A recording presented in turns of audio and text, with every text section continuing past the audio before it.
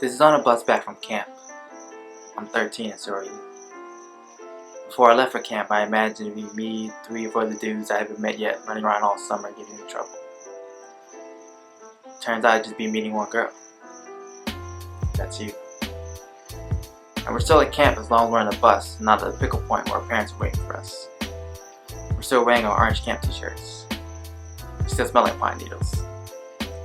I like you, and you like me, and I more than like you. And I don't know if you do or don't more than like me, you've never said. So I haven't been saying anything all summer, content to the small miracle of a girl choosing to talk to me, and choosing to do so again the next day, and so on. A girl who's smart and funny, and if I say something dumb for a laugh, is willing to say something 2 or 3 times dumb to make me laugh, but also gets weird and wise in a way I could never be. A girl who reads books and no one's assigned to her, whose curly brown hair has a line running through it, she put a tie to hold it up while it was still wet. Back in the real world, we're gonna go to the same school. And unless one of our families moves to a dramatically different neighborhood, we won't go to the same school. So, this is kind of good for us. Unless I say something. And it might especially be it if I actually do say something. The sun's gone down and the bus is quiet. A lot of kids are asleep. We're talking in whispers by the tree we saw at the rest stop that looks like a kid that we know. And then I'm like, can I tell you something? And then all of a sudden I'm telling you. And I keep telling you. And it all comes out of me. And it keeps coming as your face is there and gone as we pass underneath the orange lamps that line the sides of the highway. And there's no expression on it. And I think just after a point where I'm talking, looking at the time where you haven't lived in the world, where we say yes or no yet, and regrettably I end up using the word destiny. I don't remember what context. Doesn't matter.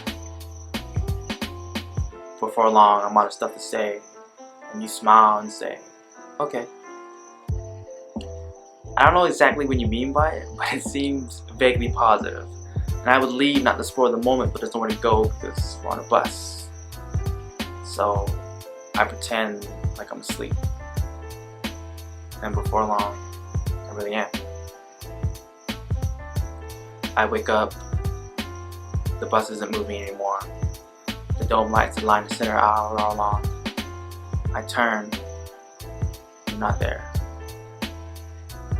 Then again, a lot of kids are in our seats anymore. We're parked at the pickle point, which is the parking lot of a Methodist church. The bus is half empty, you might be in your dad's car by now, with bags and things, pot of pie in the trunk. Girls in the back of the bus are laughing and shrieking, taking their sweet time. Disembarking as I swing my leg out to the aisle to get off the bus. Just before one of them reaches my row. It used to be our row. On our way off. It's Michelle. A girl who got suspended for 3rd grade for throwing rocks in my head. Adolescence doing her a ton of favors, body-wise.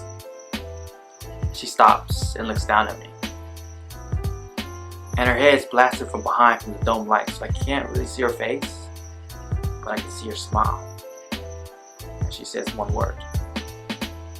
Destiny. Then her and the girls clog the aisles, all laugh. She turns and leads them off the bus. I didn't even know you were friends with them. I found my dad in the parking lot. He drives me back to our house. Camp is over. So is summer. Even though there's 2 weeks left before school starts. This isn't a story about how girls are evil or how love is bad. This is a story about how I learned something. I'm not saying this thing is true or not. I'm just saying it's what I learned. I told you something. And you told everybody. So I learned to cut out the middleman. Make it for everybody, always. Everybody can't turn around to everybody. Everybody already knows I told them. So this means there isn't a place for you in my life or someone like you. Is it sad? Sure. But it's sadness that I chose. I wish I could say this was a story about how I got on a bus of boy and got off a man, more cynical, harder, and mature. chore and shit. But that's not true. Truth is, I got on a bus with boy, and I never got off the bus. Still haven't.